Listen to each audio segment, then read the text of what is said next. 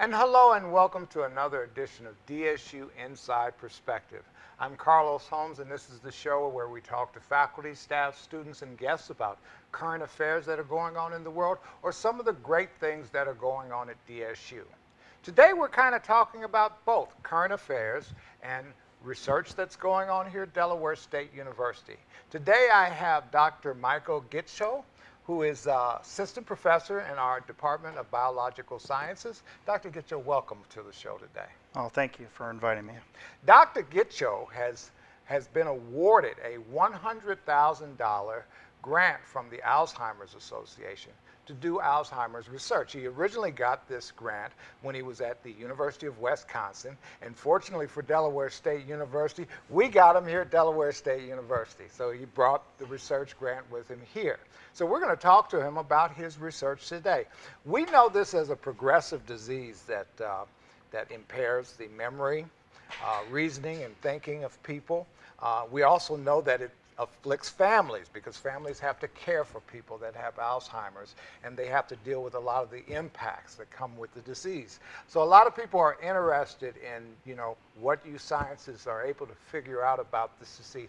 Your research, what is it focusing on where Alzheimer's is concerned? Well, with Alzheimer's disease, the pathology of Alzheimer's disease includes these extracellular plaques, these accumulations of misfolded proteins that become extracellular, this amyloid protein in particular. And there's also these tangles, these things that are intercellular tangles. There's another pathology that I'm looking at that's composed of this gene that I'm interested in this TDP43 gene. And what's interesting about this is that within about 50% of all Alzheimer's disease cases, sporadic cases, this pathology is present. So I'm trying to understand what effect this gene has on Alzheimer's disease. So this could give us a better understanding of the disease itself and possibly some therapies that could result from our thinking. Yeah, absolutely. I really hope to get an understanding of this, and this may lead to a therapeutic target that may provide a chance to help those suffering from this devastating disease. Let's learn a little bit more about you. Some researchers are taking down certain research paths because of certain reasons. What made you decide to focus on Alzheimer's? Well, I have a very personal stake with Alzheimer's disease. My mother had Alzheimer's disease, and she died around 8 years ago. Or actually, I think it's been close to 12 years now. And I've seen, we cared for her at home, and the effect on the family with me and my sister and my wife caring for her was real. It was hard on the family. It's hard on the family for caring for those suffering through this because they don't recognize you. I mean, they lose over time. They forget who you are or have little bits of memory. But it was, I look back at it now of the conflict we had, or we would watch her and we would take care of my mom and spend a lot of time doing this. But I look back at those small points where she did have a little bit of clarity as she progressed, and then it just got worse and worse. So I became very, I was receiving my PhD during this time, and I was looking at fruit flies and how neurons develop, and the only postdoc I applied to was at the Alzheimer's Research Center at WashU. So that was something I wanted to work on and understand more, and I had a great opportunity there. It's an amazing place in St. Louis. This grant comes from the Alzheimer's Association. Maybe there's a lot of people that don't know the Alzheimer's Association. Talk about the mission of the Alzheimer's Association. They're really, their specific mission,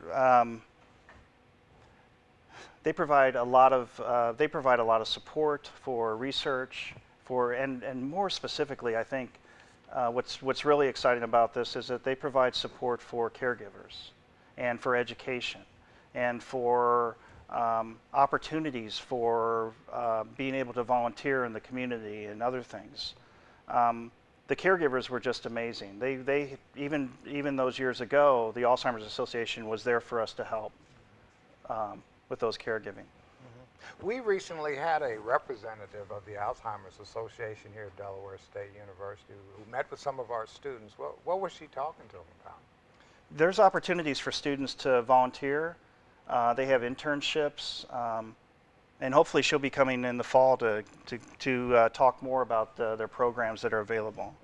And I think that that's it's nice having this. It's a Delaware Valley Alzheimer's Association, and I think that it's really kind of it really helps in the community, especially in the community here. So there's some real community service. Oh, absolutely, absolutely, yeah. The mission of the Alzheimer's Association speaks specifically of the hope for the elimination of this disease. As a scientist, do you share that possibility that it's possible that, I mean, it's methodical, it's step by step, we're trying to learn more about this disease, but is it a possibility someday we could eliminate this disease? Yes, I absolutely hope so, or most definitely. I mean, the more we understand about what's going on with this disease, the better we are treating it. If we can detect it earlier, we can treat earlier. It's really an important thing that affects so many people. I mean, there's someone everybody knows someone that, or within their family or close, that is afflicted by this terrible disease. And we have no way of knowing. You could get it, I could get it later on in our older lives. It's a possibility. As we age, you know, the chance of getting the disease increases with age. Yeah. It's important to stay healthy. I mean, those are good things to do. I mean, it seems I would need to do this more myself, a lot more myself, as far as exercise, eating right, being able to engage in not only conversation but other activities. You know, to use your mind, and I mean that's helpful. I mean, there's really we're still trying to understand this disease and work hard to do something to help those. Well, as I said from the outset, there are a lot of people out there that are rooting for scientists like yourself to get a better understanding of this disease and come up with some new ways to address it. So we wish you the best of luck. Thank you, sir, for coming on. Thank you so much. And thank you for joining us for another edition of DSU Inside Perspective. Y'all have a good day now. Now we can just look at each other.